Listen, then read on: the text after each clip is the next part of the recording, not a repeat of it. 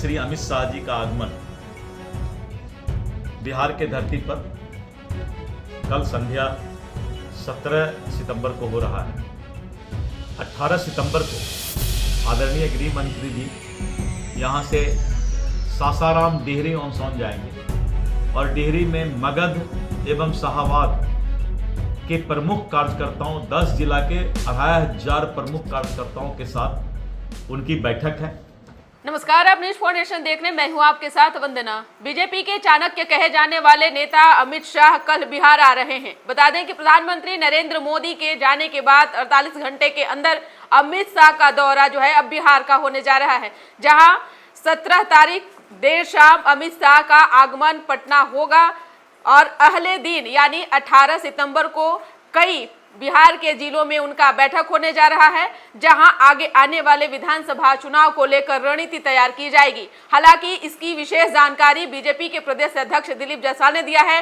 क्या उनका कार्यक्रम है की पूरी बातों शाह जी का आगमन बिहार के धरती पर कल संध्या 17 सितंबर को हो रहा है। 18 सितंबर को आदरणीय गृह मंत्री जी यहाँ से सासाराम डिहरी ऑन सोन जाएंगे और डिहरी में मगध एवं शाहाबाद के प्रमुख कार्यकर्ताओं 10 जिला के 25,000 प्रमुख कार्यकर्ताओं के साथ उनकी बैठक है। संगठन और आगामी विधानसभा चुनाव पर चर्चा होगी और फिर वहाँ से गृह मंत्री जी बेगूसराय जाएंगे।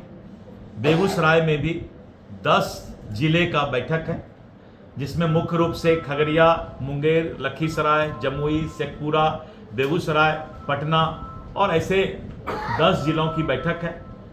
और गृह मंत्री जी आगामी चुनाव और साथ साथ जो हमारा संगठन का और उसको धारदार कैसे बने इसके लिए जो है उस पर समीक्षा बैठक करेंगे। प्रधानमंत्री श्री नरेंद्र मोदी जी का जो सीमांचल में दौरा हुआ कल अद्भुत था, ऐतिहासिक। विपक्ष को दांती आ गया होगा, दांत सटना। सीमांचल के धरती पर सीमावर्ती क्षेत्र में जिस तरह से अपार भीड़, लाखों की संख्या में लोग प्रधानमंत्री जी के संबोधन को सुनने आए और प्रधानमंत्री ने जिस तरह दिल खोलकर करीब 36,000 करोड़ का सौगात बिहार को देने का काम किया। अररिया, गलगलिया, फारबिसगंज रेलवे लाइन, पीरपैंती का पावर प्रोजेक्ट और इसके साथ साथ जो है Amrit Bharat 2-2 train, Vande Bharat train, STP की सुविधा, कटिहार, भागलपुर, ऐसे विभिन्न जिला का जो है पानी की समस्या।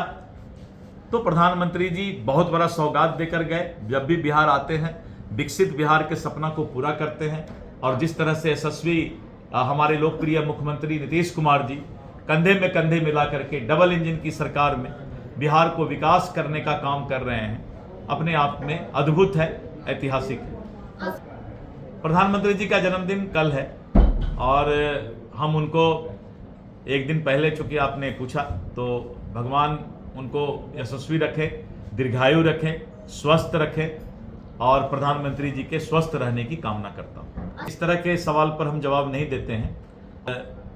जिस तरह का माहौल बिहार का चुनाव के वक्त लोग बनाते हैं, भूरा बाल हो चाहे उजला बाल हो, सभी को समाज में बराबर जीने का हक है और इस तरह की बातें करके समाज के अंदर वैमनस्यता, जातिगत उन्माद फैलाना किसी भी दल के लिए अच्छा नहीं है।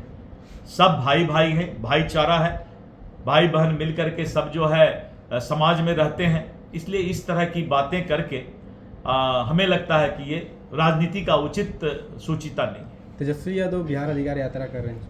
ये बिहार अधिकार यात्रा नहीं, भ्रष्टाचार बचाओ यात्रा है कि किसी तरह से वो सत्ता की लालसा में है कि फिर से बिहार को जो है 2005 के पहले का जंगल राज देखने को मिले। बार बार ये कह रहे हैं जिस तरह से एसआईआर के मुद्दे पर घिरा, उसके बाद फिर हम अधिकार यात्रा की बात कर रहे हैं और कह रहे हैं कि ये जंगल राज पूरा जो है भ्रष्टाचार का राज हो गया है। एसआईआर का हवा निकल चुका है, टायर पंचर हो गया है, नेता विदेश भाग गए उसके बाद, और आपने देखा कि एसआईआर यहाँ के मतदाता, क्या कोई पत्रकार को भी अगर ख्याल है कि भाई SIR का भी कोई मुद्दा बिहार में है। 10 पत्रकार यहाँ खड़े हैं, आप खुद बोलिए कि आपका कोई मतदान या मतदाता का कोई प्रॉब्लम है। SIR का मुद्दा नहीं चला, इसीलिए जो है अब वो नया कोई मुद्दा ढूंढ रहे हैं। मुद्दा एक ही ढूंढना चाहिए विपक्ष को कि बिहार विकास कर रहा है कि नहीं कर रहा है, जनता के पैमाने पर फंडामेंटल राइट्स बिहार के लोगों को मिल रहा है कि नहीं मिल रहा है। आपने देखा कल प्रधानमंत्री जी ने 36,000 लोगों को और प्रधानमंत्री आवास योजना का घर दिया है, और उन्होंने वादा किया प्रधानमंत्री जी ने कि एक भी गरीब बेघर नहीं रहेगा, सबको घर मिलेगा। और जिस तरह से GST की में टैक्स की कमी की गई है और दीपावली में जो तोहफा देशवासी को मिलने जा रहा है, सभी सामान का कीमत जो है कम हो जाएगा, तब फिर ये कौन यात्रा निकालेंगे पता नहीं। तो इसलिए जो है गरीबों को घर मिल रहा है। लालटेन युग जो है बिजली युग में बदल चुका है। आज वंदे भारत और अमृत भारत ऐसा ट्रेन, सुपरफास्ट ट्रेन चल रहा है। आज 4 लेन 6 लेन लोग देख रहे हैं।